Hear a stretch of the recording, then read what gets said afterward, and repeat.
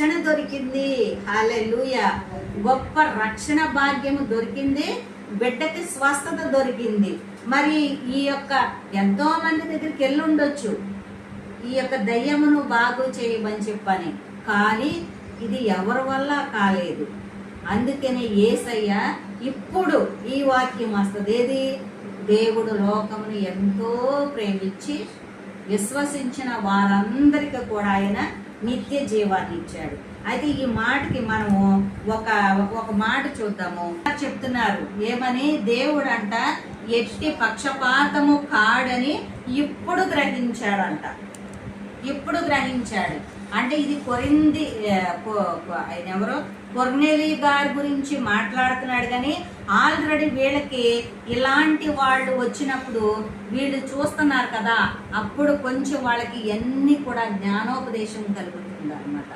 దేవుడు ఎత్తి పక్షపాతి కాడు, నశించుచున్న ఇజ్రాయేలు వారి యొద్దకే కాదు అందరినీ రక్షించడానికి వచ్చాడని చెప్పని ఈయనకి ఇప్పుడు తెలుస్తుంది. ఇంకొక మాట మరి చదవండి. యేసుక్రీస్తు అందరికీ ప్రభు, ఆయన ద్వారా దేవుడు సమాధానకరమైన సువార్తను ప్రకటించి ఇజ్రాయేలీలకు పంపిన వర్తమానము మీరెరుగుదురు. హల్లెలూయా, హల్లెలూయా. యేసుక్రీస్తు అంట ఎవరికి ప్రభు అంట? అందరికీ ప్రభు అంట. ఈ మాటను బట్టి దేవుడు లోకమును ఎంతో ప్రేమించాను, విశ్వసించిన వారందరికి నిత్య జీవాన్ని ఇచ్చిననే మాట మనకి ఇప్పుడు తెలుస్తుందా?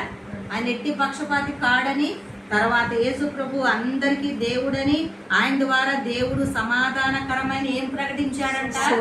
సువార్తను ప్రకటించాడంట. ఈమెకు సువార్త చెప్పాడా? చెప్పాడు.